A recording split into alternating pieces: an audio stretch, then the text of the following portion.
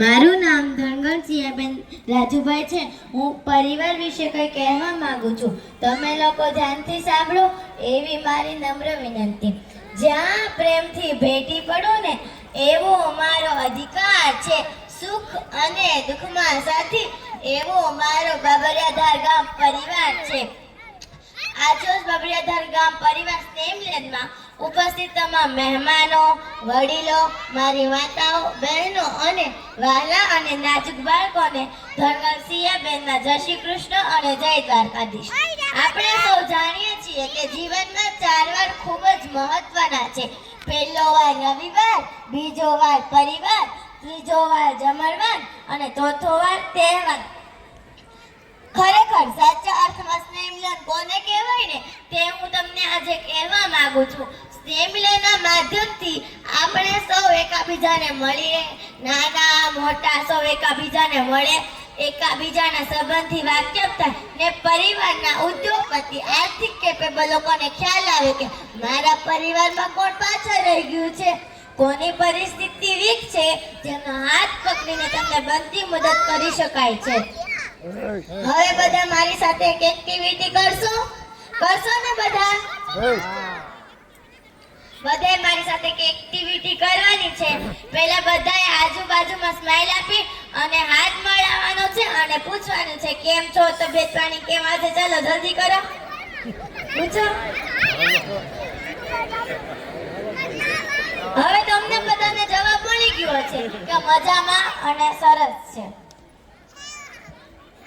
હવે બધાએ મારી સાથે જોરથી ખડખડાટ હસવાનું છે. હસો, હસે એના ઘર હસે. જીવનમાં હસતા રહેવાનું, ખુશ રહેવાનું અને બધાને તબિયત પાણી પૂછતા રહેવાના.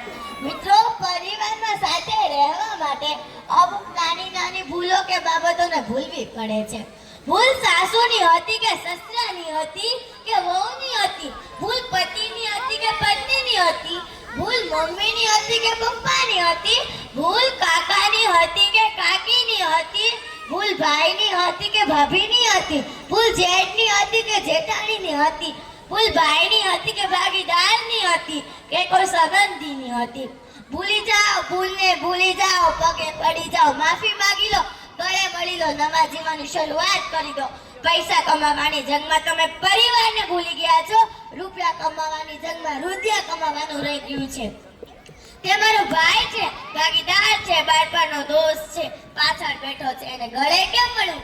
આપણને શરમ આવે છે. અરે ભગવાન શ્રી કૃષ્ણ સોનાની નગરી દ્વારકાના રાજા હતા, છતાં તેના ગરીબ મિત્ર સુદામાને સામે ચાલી તેને ગળે મળ્યા. એને શરમ ના લાગી?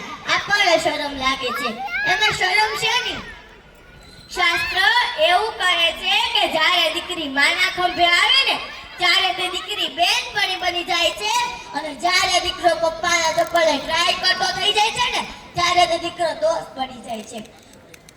આવી રીતે વ્યવહાર કરવાનું શરૂ કરી દો, પરિણામ સારું મળશે. જેમ તમને તમારા બાળકો નથી કહી શકતા ને એમ તમને તમારા માતા પિતા પણ નથી કહી શકતા. હું આજે દુનિયા બદલવાની વાત નથી કરી, મારી બહુ જ મસ્ત મજાની વાત કહેતા કે ઘા પડે તો જ સુધરે અને પડે તો જ સુધરે. ગાનને શું કહેતા ખબર છે કોઈને? ખબર? એક ભૂલ બાર કરતા રહા ગાલિબ, એક ભૂલ બાર કરતા રહા ગાલિબ. भूल चेहरे पे थी साहेब, भूल चेहरे पे थी और बार आईना साफ करता रहा गालिब, बार आईना साफ करता रहा गालिब. પહેલા હું હોશિયાર હતી, દુનિયા બદલવા નીકળી હતી. હવે હું સમજદાર છું, મારી દુનિયા બદલી રહી છું. અહીંયા વડીલો ઉપસ્થિત છે. વડીલો વિશે વ્યાખ્યા આપવી હોય તો અવનવા ફૂલોમાંથી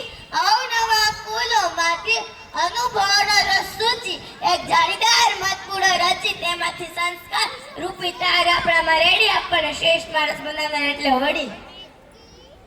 સંસ્કાર રૂપી માળામાં બાળકનું ઘડતર થાય. તે બાળકમાં દયા, દાતારી, કરુણા ભાવ જોવા મળે. ભાગ્યશાળી એ લોકો છે કે જે પોતાના પરિવાર સાથે સ્નેહ અને સેતુથી જોડાયેલા છે. આ 4 સુજનતા શીખવે માતા, પિતા શીખવે વ્યવહાર ને શિસ્ત.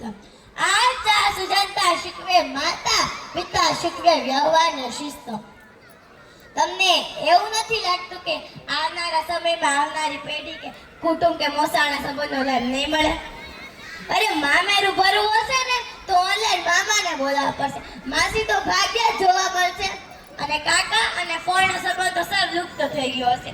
જ્યાં 24 કલાક સાથે મળીને જીવતા હોય ને, જ્યાં જીવવાની બધી જ ખુશી મળતી હોય ને, જ્યાં હસતા રમતા રડીને ચાંદા રાખતા હોય ને, એ જ ઘર, એ જ પરિવાર.